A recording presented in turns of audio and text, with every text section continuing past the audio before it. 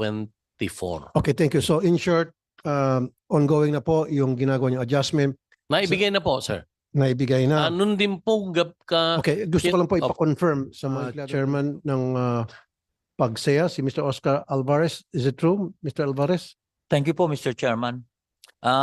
Ako ay nagpapasalamat po kay Chairman Altenco at naibigay na at maraming pag-Korean po ang nagpapasalamat sa nangyari dahil sa tagal-tagal ng panahon ay natanggap nila yung retroactive. Pero po, aside from that, siyempre may mga ano pa rin na parang yung job grade 7 down, parang nabawasan pa sila sa kanilang sahod. At yun namang job grade 9, kasi bakante po yung job grade 8, parang break-even lang po kami. So hindi po siya tumaas talaga ng todo. At pangalawa, Kasi ang gusto ko mangyari, Mr. Alvarez, I want to make sure na wala nang tumatanggap ng below minimum. Yun po very important to me. Meron pa rin po. Meron pa rin. Oh, meron pa rin po. Mr. Altenco, meron pa rin daw tumatanggap ng below minimum? Ganito po, Senator. Sa pagkakaalam ko po, wala na. Pero, meron po tayong kailangang gawing appeal sa GCG dun po sa tinutukoy ni Ginoong Alvarez. Bakit po kailangan pa mag-appeal? Nasa batas natin, dapat wala nang... Hindi po, Matanggap wala below pong minimum minimum. wage. May binabanggit po si Ginoong Alvarez na yung pong job grade 2 to 7, Senator, yung po ay nagkaroon ng tinamaan po dahil yung job grade 2 to 7 na lumabas po yung ATI ng GCG, nandito po at makukumpirma kay Chairman Marius, na yung po ang iaapela ng PAGCOR.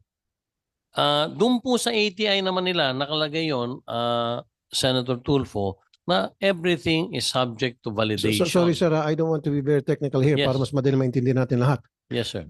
Umpisahan natin doon sa wala na dapat na empleyado ng PAGCOR na tumatanggap ng below minimum wage. Sa pagkakalam, Sabi niyo po wala. Sabi Wala niya meron.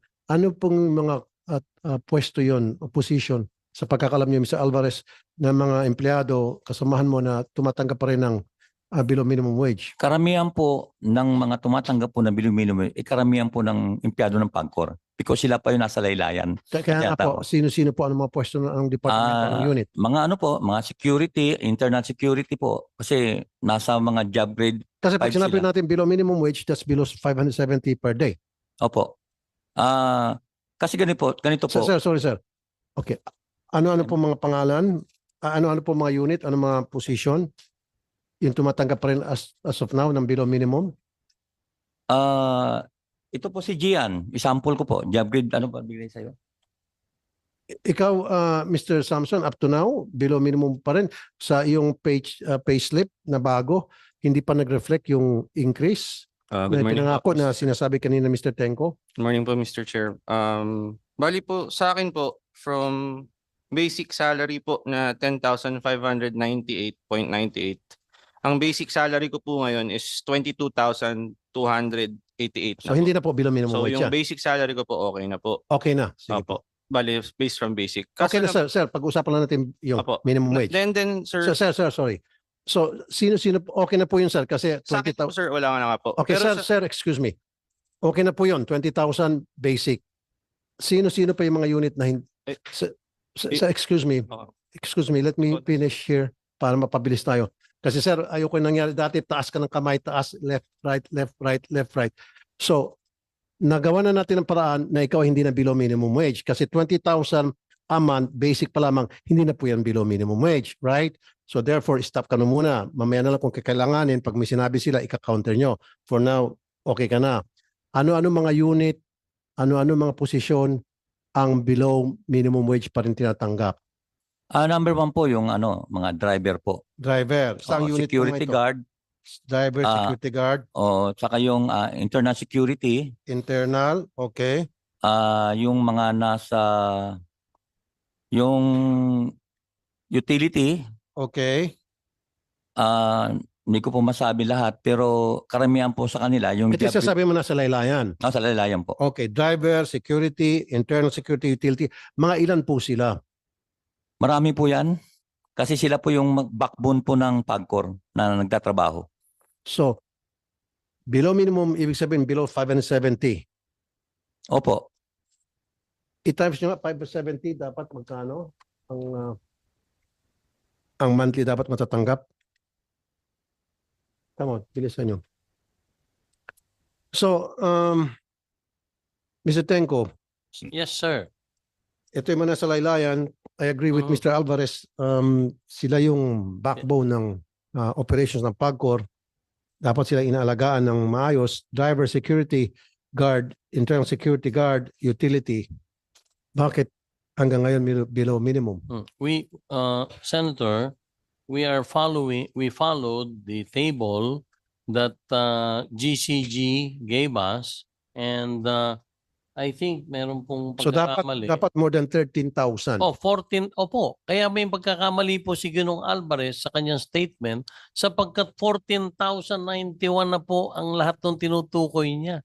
Per 14,000. month, 14091, Mr. Senator. So 14,000, magkano pong pinakamababang sweldo ngayon? 14, ang basic po ngayon na pinakamababa sa PAGCOR, Mr. Senator, is 14,091. Okay, so ibig sabihin, hindi na to below Hindi minimum. po below minimum. Kaya gusto ko pong itanong, Mr. Senator, kay Ginong Alvarez, ano yung tinutukoy niyang below minimum? 14,091 na po ang pinakamababa ngayon, Mr. Alvarez. Okay, sandali po. Okay, Mr. Alvarez. So ikaw, Mr. Samson, mukhang malungkot ka pa rin. 20,000 above minimum ka na. Kasi kanina malungkot ka pa rin. Gusto mo pa tumaas ng kamay. So, doon na muna tayo mag-concentrate sa 14,000. Okay ka sa 20,000, right? Okay. Mr. Alvarez, 14,091 which is Kasi nasa po, minimum. nag-submit po ako sa inyo ng tinatanggap namin salary. Yung sa basic salary, pangalawa yung tinatawag na allowances. Nangyari po, tinanggal po nila ang allowances namin. So lumalabas, Sir, ang gusto ko lang mangyari dito na yung basic salary dapat hindi bababa sa 13,680.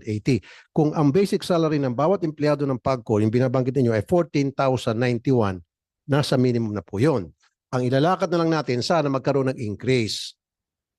Dapat hindi nakapeg na 14,000 forever. So dapat, you have to make sure, huwag kang gaganong-ganon, sir. No, I don't like that. Parang friendship tayo, hindi tayo friendship. Okay.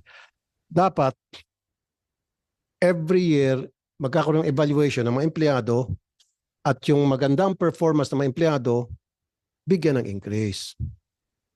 They deserve an increase. Especially itong mga driver, security guard, internal security, utility. Di ba? Kasi itong mga nasa loob ng casino, kuminsan sila nakakatanggap ng mga tip and all. So dapat itong mga driver na hindi naman nakakatanggap to ng tip mula sa mga players, taasan natin mga sweldo nila. Senator, automatic po dun sa linabas ng GCG, every 3 years po, may automatic increase po. Hindi na po subject sa evaluation yon. Basta wala lang pong problemang administratibo, automatic po every 3 years dahil pinagpapahalagahan po ng gobyerno yung tenure. Every 2 years po. Opo. That's a lot of bull. Kasi nga po, di ba sila, ilang taon na nagtatrabaho, 10 years, 12 years, 15 years, nakapeg pa rin doon sa below minimum kung hindi pa natin napag-usapan ngayon. Hindi So, po, dito po sa bago, Senator, na sa bago. ATI, doon po sa linakad ninyo, dito po sa ATI ngayon, na bago, na linabas ng GCG, standardization na po sa government, every 3 years na po, Mr. Senator, ang automatic increase. Yun ang gusto kong mangyari. Dapat every year po, lahat ng empleyado ay ina-evaluate ng kanilang mga supervisor at sinasubmit po sa mas nakakataas. At yung mga gumagawa ng mabuti, dapat i-consider yung bibigyan ng pay increase. Yung mga gumagawa ng problema, may mga memo, sabit, yung siguro pwedeng i-hold. Am I right, GCG? Tama po, Your Honor. Although sinabi na every 3 years, so yung automatic increase, in between those times, pwede naman silang... Pwede rin. Yes po. Lalo na kung nakita talagang well-performing yung isang empleyado, Yes po. pwedeng hindi nahintayin yung 1 year, pwedeng on the spot. Di ba? Depende po sa policy ng GOCC po. Correct. So ano po yung inaprubahan yung pay scale rate, GCG, para sa mga empleyado ng PAGCOR? Sir. Yung tinatawag na pay scale rate. Opo, in for accordance with each the... employee for every unit. Opo, in accordance with Executive Order number 150 po, which established the compensation and position classification system, meron na pong mga standardized pay scales for GOCCs. Okay. So okay na tayo doon sa, yes sir, Mr. Alvarez. Pwede ho ba ako makahingi ng copy niyang sinasabi niyang CPCS rate? Kasi ang tagal na namin nire-request. Even sa GCG, nag-request ako niyan. Pero hanggang ngayon, hindi pa rin ako binibigyan ng copy. Para magkaroon naman kami ng comparison. At pangalawa, may tatanong din ako kay Chairman na GCG Chairman Corpus. Kung doon sa binigay nila, hindi ba kami allowed na mabigyan man lang ng step increment? Kasi lahat po kami, lalo na po itong wala po kaming step increment. Ibig sabihin, pare-parehas kami, luma ka o bago ka, pare-parehas kayo magsisimula sa step 1. Yun po ang problema namin ngayon. Wala po siyang seniority. Walang seniority. Walang secretary of tenure. Yeah, Mr. Corpus. Yung pong CPCS rates nasa website po ng GCG. Pwede po nilang i-access kung gusto nila. Nasa website daw po, Mr. Alvarez. Tapos yung step increment po na sinasabi. Na-check nyo na po, Mr. Alvarez, yung website nila. Hindi pa kasi iniisip ko kung ano ba nakalagay dyan. Hindi, kasi kung nasa website, sir, pwede nyo pupuntahan yun. Opo. Maliban na lang kung binubolan tayo nito, pakicheck nga sa website kung nandoon on the spot. Tingnan mo kung nandoon sa website. Kasi kung nandoon sa website, then titingnan nyo lang po doon sa website. At kapag nakita nyo na hindi sapat at mali-mali, then pwede ulit kayo bumalik sa amin. So, sir, okay. go Mr. ahead. Chairman, ako pa humingi ng tawad. Minsan, nakakalimutan ko pa mag-address sa inyo bilang Mr. Chairman. No, okay lang po yes, sir. Doesn't matter to me. Go ahead po, Mr. Corpus. May tapo tungkol sa CPCS sa GCG website po. Ano po? Sige, pakibanggit na lang. Ano pong pangalan ng website nyo? gcg.gov.ph po. gcg.com.ph. Okay. Meron- Mr. Alvarez, away po kayo doon sa website. Aware po ako na meron pong ganun. Kaso nga lang, hindi ko malaman, wala akong comparison kung talagang yun ang binigay ng Ganito nga, Pagcor. sir. So, you check that website first. Pag-aralan niyo po yung mga nilalaman yan, kausapin niyo po yung mga member ninyo. Kung sa tingin ninyo, mayroong mga pagkukulang doon, may mga hindi tama doon, then you come back to us and then we'll call another hearing again. Salamat po, Mr. Chairman. Gagawin ko po yun. Thank you, Mr. Alvarez. Now, let's go to the SSS and GSIS. Bilang mga government employees, entitled dapat, kasi ang government-owned corporation, GOCC, ay considered mga government employees, ito mga nagtatrabaho sa GOCC. Napansin ko na sila ay, napag-usapan natin dito, ay nasa SSS at hindi nasa GSIS. At sabi niyo po, tinatrabaho niyo na, pinag-aaralan niyo. Ano na pong status, Mr. Tenko? Nagkaroon na po ng isang town hall meeting kung saan dumalo ang mahigit 100 empleyado ng Pagcor. Nandun po ang 2 kinatawan ng GSIS at meron pong kinatawan ng Pagcor. Naganap po ito sa New Coast Hotel.